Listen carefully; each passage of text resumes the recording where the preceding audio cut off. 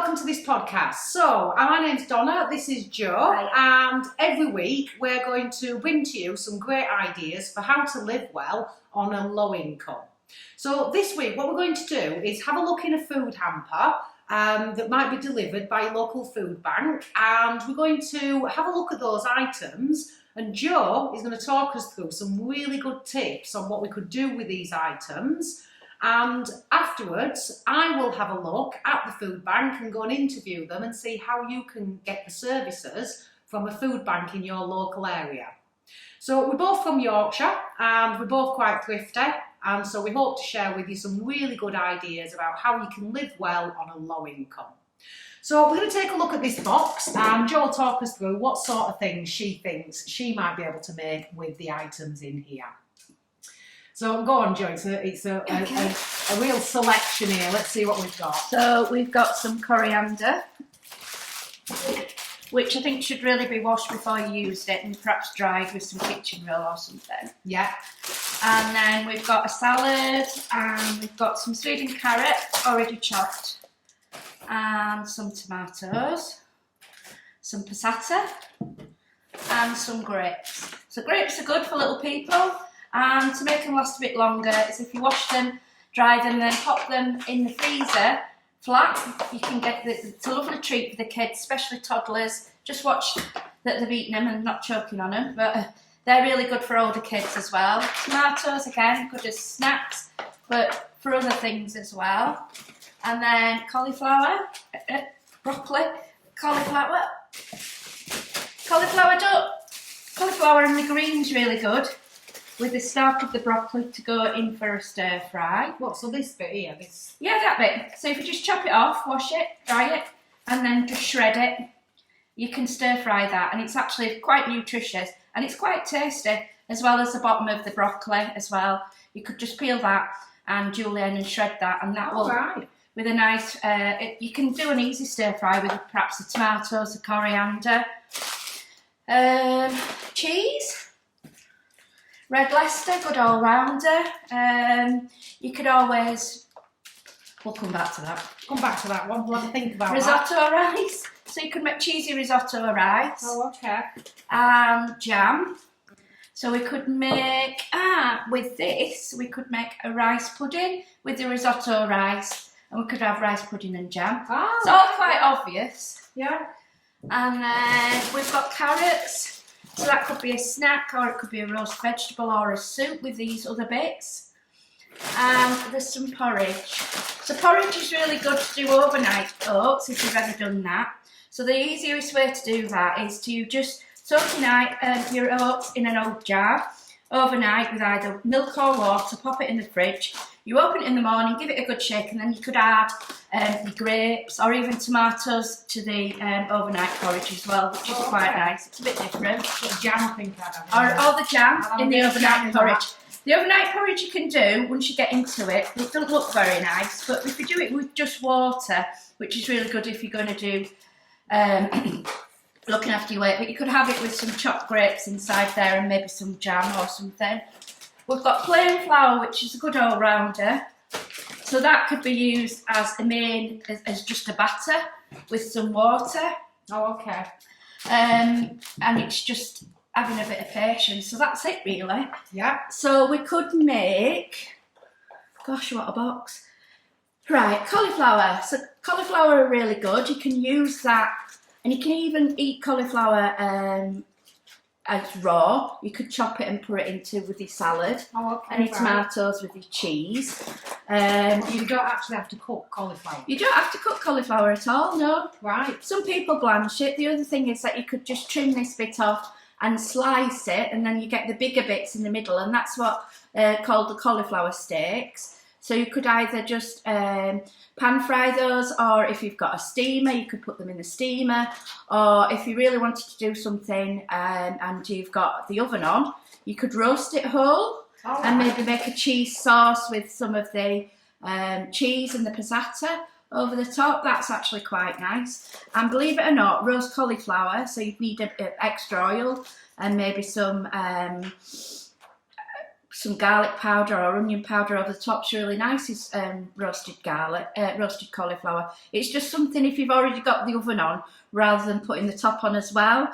It saves getting steam to the kitchen, and it also means that you're just using the heat from the oven rather than turning the cooker on the top. Yeah. Again, with the roasted cauliflower, you could do the roasted broccoli, and that actually is really lovely with the sweet chilli sauce. Oh, okay, broccoli and sweet chilli sauce is lovely. Right. So you could do that roast broccoli and sweet chilli sauce and have something with the risotto rice. So you could make quite a plain risotto with the cheese and use your water and stock, a stock cube, and make a nice risotto to go with that with the roasted broccoli.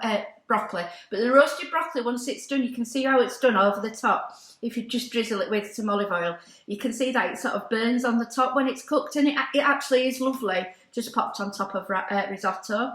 If you was really good at doing risotto and you've got some left over, you could turn your risotto balls with a bit of flour and make like a risotto ball and act like an arancini, and you could just reheat those in a frying pan. Oh, okay, right. So you can put those in the fridge then, and then just... You could put those in the fridge, yeah.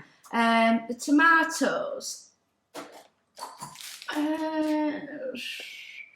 Tomatoes are good all-rounder. So with a can of chopped tomatoes and these, believe it or not. So you could use all the greens. I'd just lose about an inch off the top. Make sure they've been washed. Chop all the green and then leave these nice bits at the bottom. Saute them in a pan with a tin of tomatoes and maybe a stock cube, and you can make a tomato and spring onion soup. Brilliant. Another thing as well is if you've already got some cooked rice, you could put that in with the tomatoes, and that thickens it up like a soup.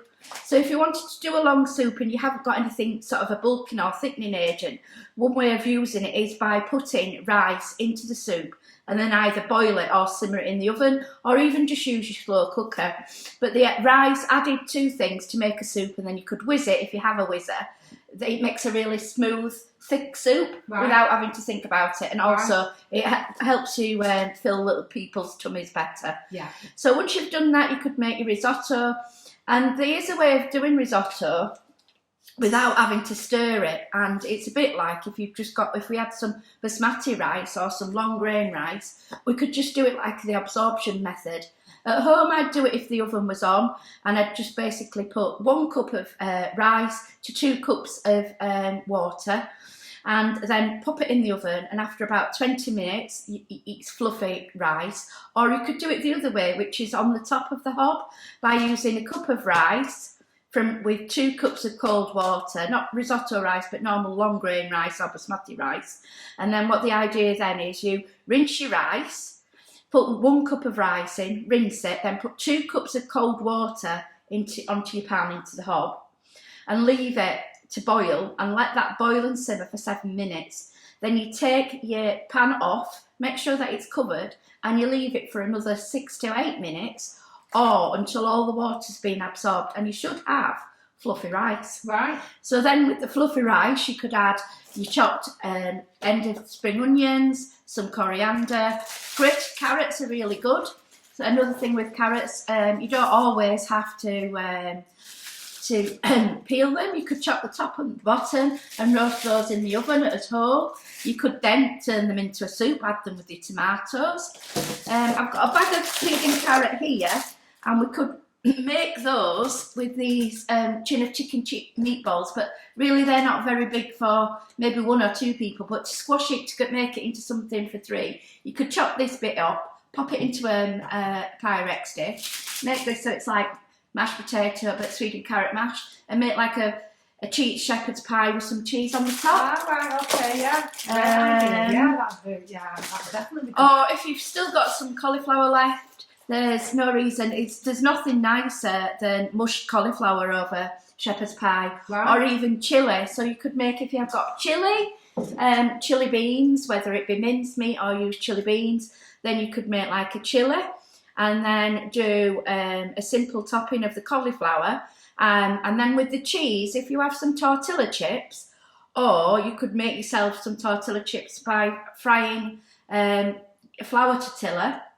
in a drop of oil in a frying pan and it crisps up, then you can chop that into little squares. Is that how you make them? Yeah. Is it really? Yeah, that's it. So you just use an ordinary wrap? An ordinary flour wrap, yeah, you could cut it up and then just pan fry them in a drop of oil or butter or whatever you've got, it doesn't really matter.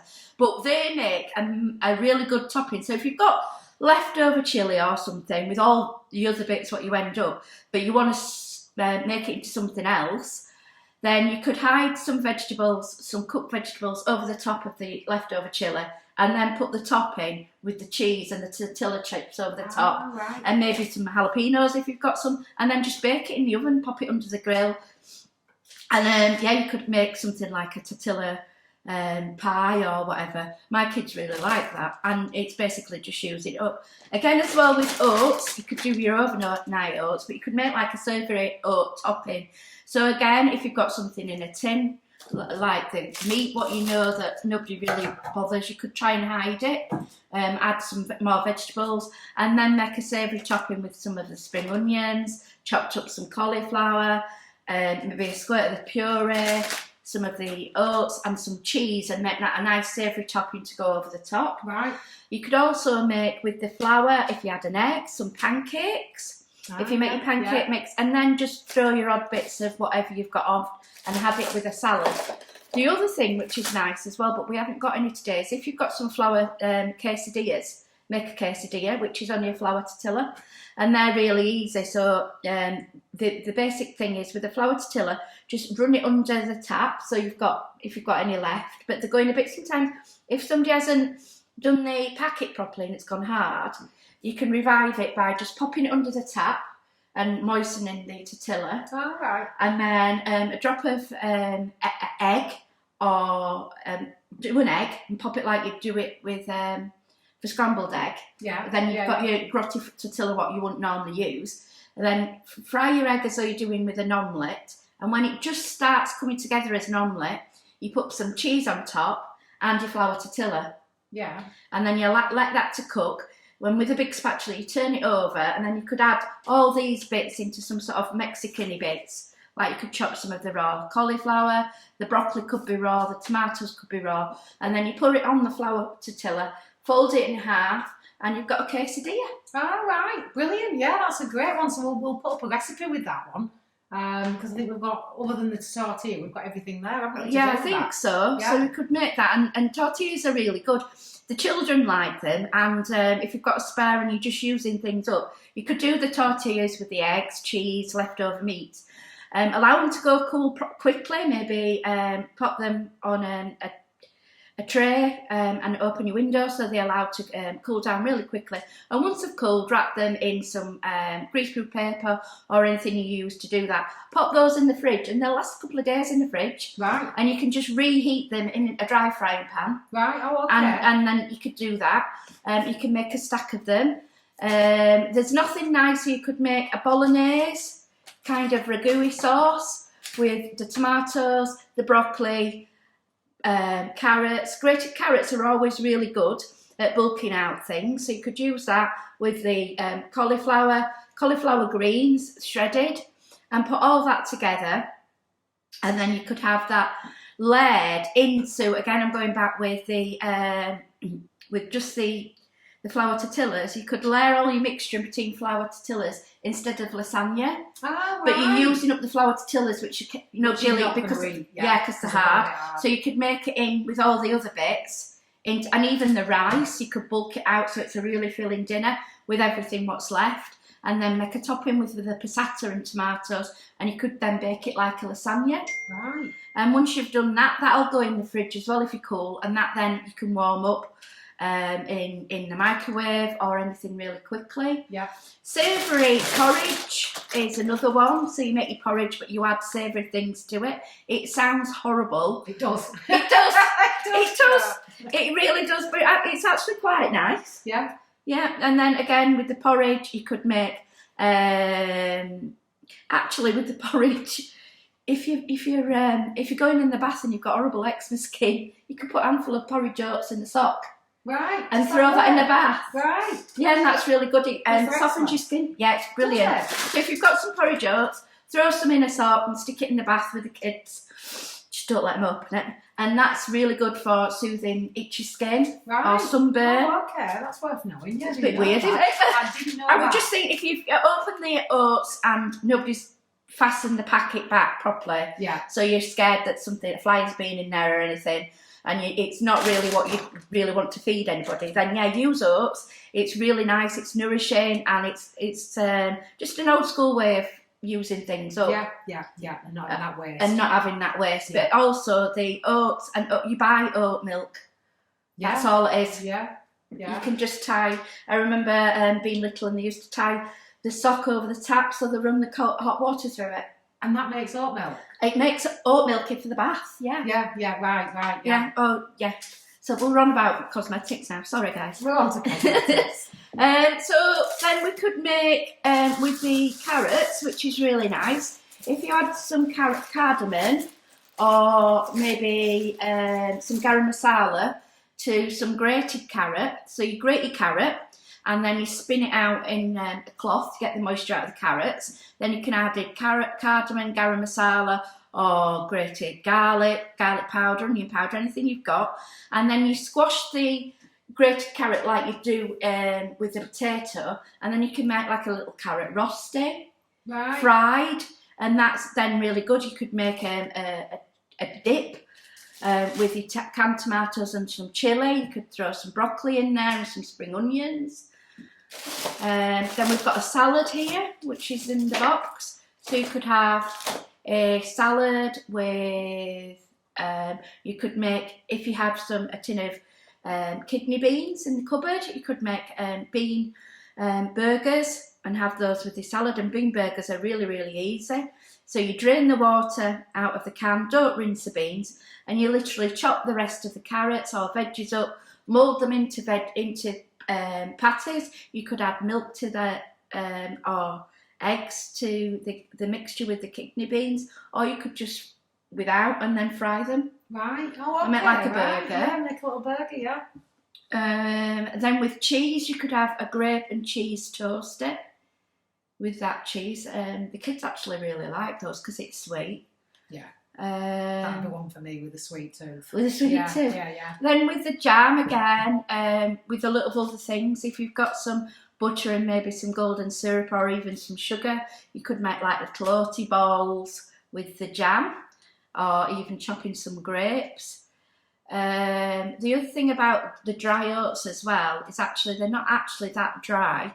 You can toast the oats if you've got the oven on, and then that makes a lovely topping for just natural yoghurt with the oats to have it with the jam. Ah, right, yeah. So yeah. we all buy fruity jam for the yoghurts for the kids, but actually just a teaspoon of jam with some baked oats, so the crunchy on top, and maybe some honey. That makes a lovely pudding if you just get the big tubs, which are more economical, of like the Greek yoghurt or something like that. Yeah. But that oaty topping, once it's been in and cooked, that's a nice way of doing it. And if not, if you're not that, just oats with some Greek yoghurt and some jam is just nice anyway. Yeah, but toasting the oats make it into different.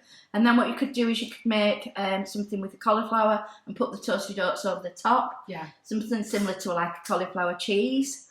Everybody seems to be scared of making a cauliflower cheese or cheese sauces, but if you persevere with Long Life Milk is really good at making maybe a rice pudding with that. It tastes a bit odd. I'm not saying it's a fan, but it's a really good store cupboard thing to have in. Yeah. So you could make your porridge with your milk, you could make rice pudding, you could also make like a cheesy sauce if you could make it with like a roux. A lot of people don't like doing that because they're scared of it, but you can make it really simply with just adding some corn flour and with a drop of milk in it, and then you add your corn flour to your boiled or simmering milk and that'll thicken. Then you add your salt and pepper, onion powder and garlic powder in jars are really economical and they're dead easy. They go lovely in that to make a sauce. Right. And again, with that sauce, then you could make and go over the top of a lasagna or turn that into a broccoli and cauliflower bake. I'll throw some tomatoes in. You've thrown me something right in here I now. have given you some interesting bits, Jo. We've got pasta, so obviously you could have the tomato pasta and cheese on top. Yeah. Out of everything on here, that would have been my that'd have been my biggest idea. Right, okay. The full lot would have been, we could have had tomato pasta with cheese on. Yeah. I don't know what else. You've pulled some good stuff together there, Jo. I have no idea. Pulled some good stuff. But so if you had to pick one main meal, or Charlie's come to say, hello, Charlie, there's nothing in here for you. You'll have to have your biscuits. There's nothing in here for you. if I made one meal, If you I had think to pick we would. one master meal out of it that you thought, one big special meal, what would you pick out? I think I would, if I've got the oven on, I think I would do roast cauliflower and broccoli. These two. With the help of a stock cube, I could make a carrot risotto. Oh, okay, yeah. With the spring onions, I Yeah. think. And that'd be a really tasty. That'd be tasty and quite filling tea. So I can make the carrot grated into the risotto with the onions and a bit of coriander in there. And a bit of coriander. Spice it up. And then with that, with the baked cauliflower and broccoli. The other thing about having it baked, everything in the oven is easy. It's a lot easier than putting stuff on to boil, especially if you've got little children, somebody needs eating, rather than burning and overflowing and I'm scared of a toddler. If you just bake it all in the oven at once. Right, yeah. It's a really good time. And then I'd perhaps make some, with the oats, make some little oaty biscuits and you can do those. You could even make cheesy oaty biscuits the same. Yeah. Instead of putting syrup in that, you just add the water with the cheesy oaty biscuits and maybe some garlic powder. They're all dead easy, but sometimes it's just a bit overwhelming in what you've got to do. Yeah. The other thing as well is, don't underestimate a tin of tomatoes, because that actually can make a really delicious soup. Yeah, yeah. And then your soup, you can then turn it into like a pasta sauce. Right. Yeah, so have soup one night and then you've already got it cooked and you can then pour that over pasta. And yeah, great idea, yeah. It just depends who you are. The things as well with pasta with all the veggies hidden is if you just end up with loads of veggies and you're overwhelmed with them, it's just to wash them, take everything, if there's any bad bits or anything like that, you don't necessarily have to peel your carrots or anything, just roast it all, and once it's all been roasted with your tin of tomatoes, you could then in batches either in a blender or a hand whizzer make a vegetable and tomato based sauce with all that. So you could just roast the whole lot, so you're not sure what to do or you haven't got the time or somebody's poorly. If you roasted all that in the oven, all at the same time, to save the electric or gas. So you roasted all that, let it go cool slightly, and then blitz it with your tin of tomatoes or your passata, or even just a squirt of that with some added garlic or something. That makes a lovely then base of a sauce or even a soup, and you can go from there then. But all the veggies are hidden, so if you whiz it so it's fairly fine, you could then put that over your pasta. So there's loads of green stuff and nutrients, but the kids can't see it, especially little things. It'll have a depth of flavour because it's been roasted, and no bits, so there's no onion, nothing for anybody to pull out, and you could just have that then with your pasta. Whole wheat pasta tends to take a little longer to cook than normal white pasta, but it holds itself better for a pasta bake. Right. So you could make some into like a base for a soup, with the cheese, and then you could have the rest the following day. So I think things made with pasta seems always better the following day. Right. So you could make one meal. Yeah. One day make 2 meals. So you could make your sauce for either soup or just over spaghetti, and then you could make your pasta bake with your sauce over the top and the cheese over the top, and then leave that once it's cooled overnight or even 2 or 3 days in the fridge, covered with cling film, and it'd be fine. Brilliant. And then you could either just warm that up in the microwave or take small portions out if you're just serving little people. That's how I do it. I'm sure somebody's got some better ideas than me. But I honestly didn't know what were in this box. Didn't know what were in the box, and that's what you can make out of this box. So thank you so much for that, Jo. we'll get some of those recipes done. We'll get them up online for you to be able to put some of those things in place and be able to cook some of these things that Joe's talked about. That's been a lesson for me, Joe, so thank you so much for that. Right. I didn't know about cauliflower steaks. Didn't know about the cauliflower steak. The greens are great. Don't throw it away. It is a lovely, lovely vegetable. And it's quick. You can use it as a stir fry. So obviously you can just stir fry with a little bit of margarine or butter if you haven't got any oil. And just do it like that and you'll be surprised. Because of frying it, the vegetables tend to be a bit sweeter. Right. And the kids will eat them. Right, because they fried. I mean, it'd scare them to death if you give them a whole big green leaf. Yeah. And then again, you could make it into like an omelette or a frittata or a tortilla like they do in, if you've had them on a holiday in Spain or whatever. And it's really easy. It's just looking at things slightly different and having no weights. Yeah, and just kind of seeing what's there. And yeah, it's not just it becomes a bit of a challenge, really. Yeah, I think so. Yeah, I think it's just knowing that you can do different things with it rather than I would just look at that and think I can only boil it. It's that knowing that you can do. Yeah, and I think as well is a lot of children like the grated carrots because they're sweet. Yeah. And actually, grated carrot in a salad sandwich is lush. Yeah. Never tried it. Have you not? Oh, it's got to do. Yeah. So you can grate carrots, apples, put them in wraps with the tomatoes and the grapes into a wrap. Yeah. It's nice. It's grated carrots night with raisins, sultanas, and a lot of little people will eat it. I always tell them it's magic fairy stuff. That's the way to do it. Right, brilliant. Right, thank you so much for that, Jo. So, thanks, Donna, for that.